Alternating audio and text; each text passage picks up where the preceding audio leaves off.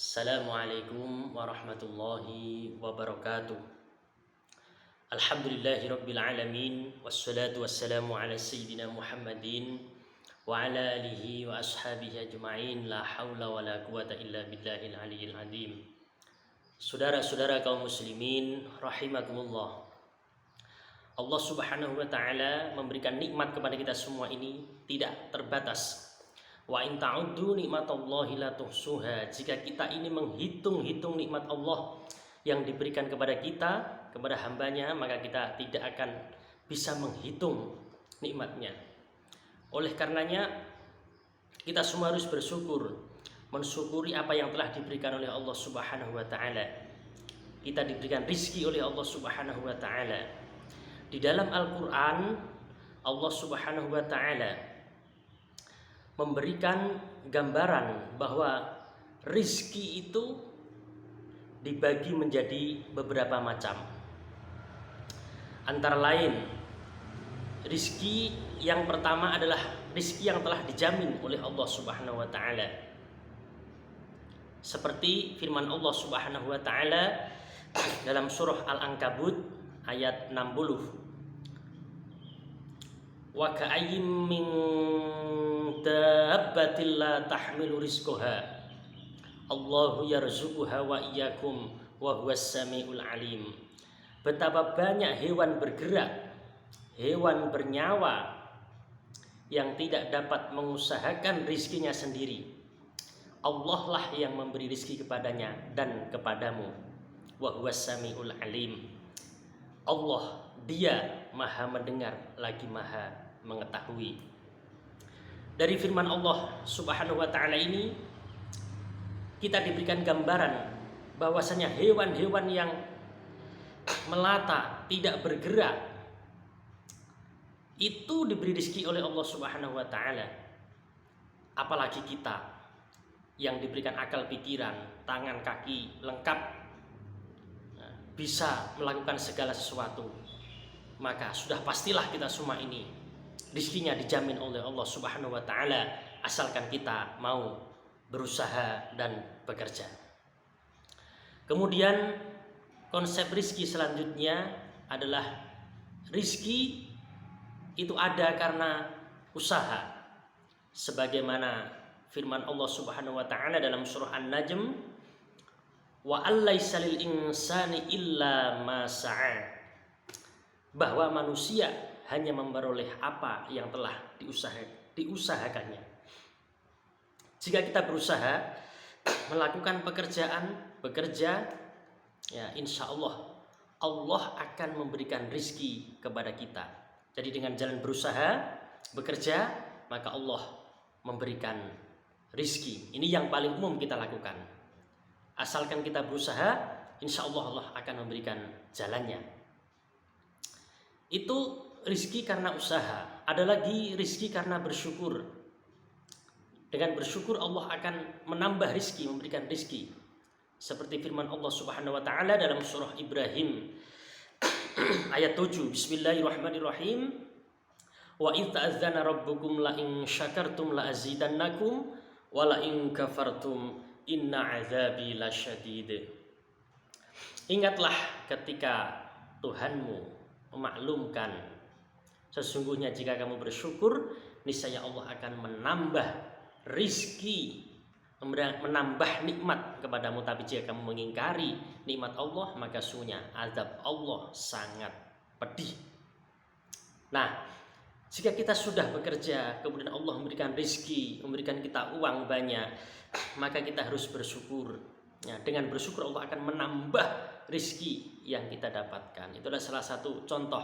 Dengan bersyukur Allah akan menambahkan rizki kepada kita. Kemudian ada rizki yang tidak terduga, tidak disangka-sangka. Seperti firman Allah dalam surah At-Talaq, wa may yattaqillaha yaj'al lahu makhraja wa yarzuquhu min haitsu la yahtasib wa may yatawakkal 'alallah fahuwa hasbuh innallaha balighu amri qad ja'alallahu likulli syai'in qadira. Dan barang siapa yang bertakwa kepada Allah, maka Allah akan memberikan jalan keluar. dan menganugerahkan kepadanya rizki dari arah yang tidak dia duga, dari arah yang tidak disangka-sangka. Barang siapa yang bertawakal kepada Allah, niscaya Allah akan mencukupkan keperluannya. Sesungguhnya Allah lah yang menuntaskan urusannya.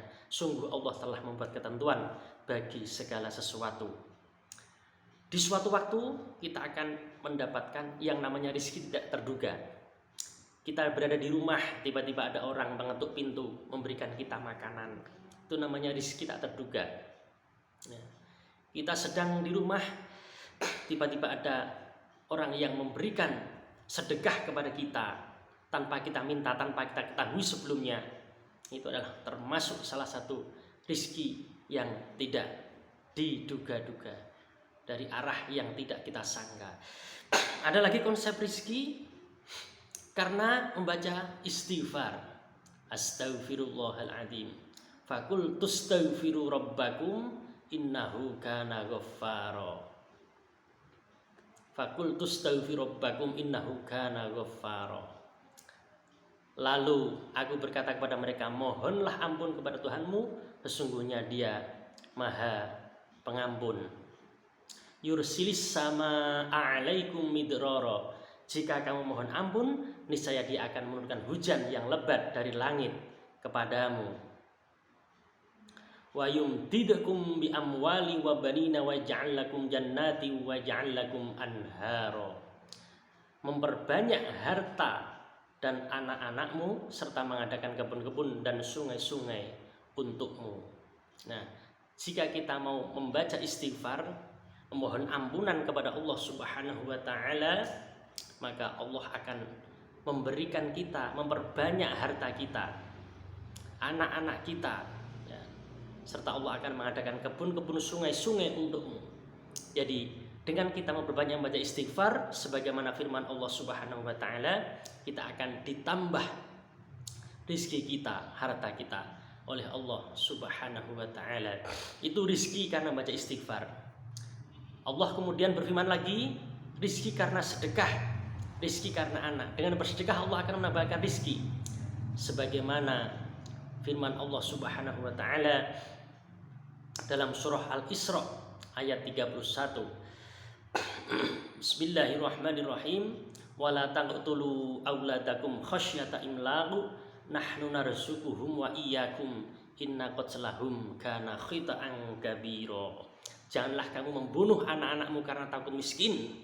Kamilah yang memberi rizki kepada mereka dan juga kepadamu. Sungguhnya membunuh mereka itu adalah dosa yang sangat besar. Dahulu, zaman kenabian, ada sebuah cerita, ada orang-orang umat yang membunuh anak-anak mereka karena mereka takut miskin. Kemudian Allah menurunkan ayat, janganlah kamu membunuh anak-anakmu karena takut miskin. Kamilah yang akan memberi rezeki kepada mereka dan juga kepadamu. Jadi anak-anak kita sejatinya sudah dijatah rezeki oleh Allah Subhanahu wa taala. Kita juga sudah dijatah rezeki oleh Allah Subhanahu wa taala. Entah rezeki itu banyak, sedikit, besar atau kecil, nah, itu semua tergantung Allah Subhanahu wa taala. Kita tinggal menerima.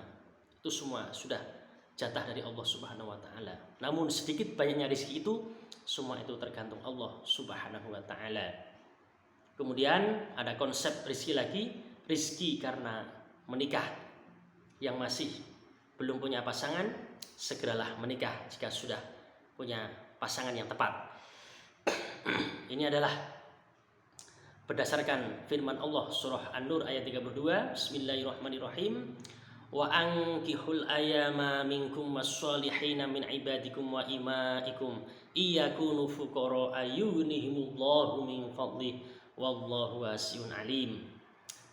Nikahkanlah orang-orang yang masih membujang di antara kamu dan juga orang-orang yang layak menikah dari hamba-hamba sahayamu, baik laki-laki maupun perempuan. Jika mereka miskin, Allah akan memberikan kemampuan kepada mereka dengan karunia-Nya. Allah maha luas pemberiannya, lagi maha mengetahui.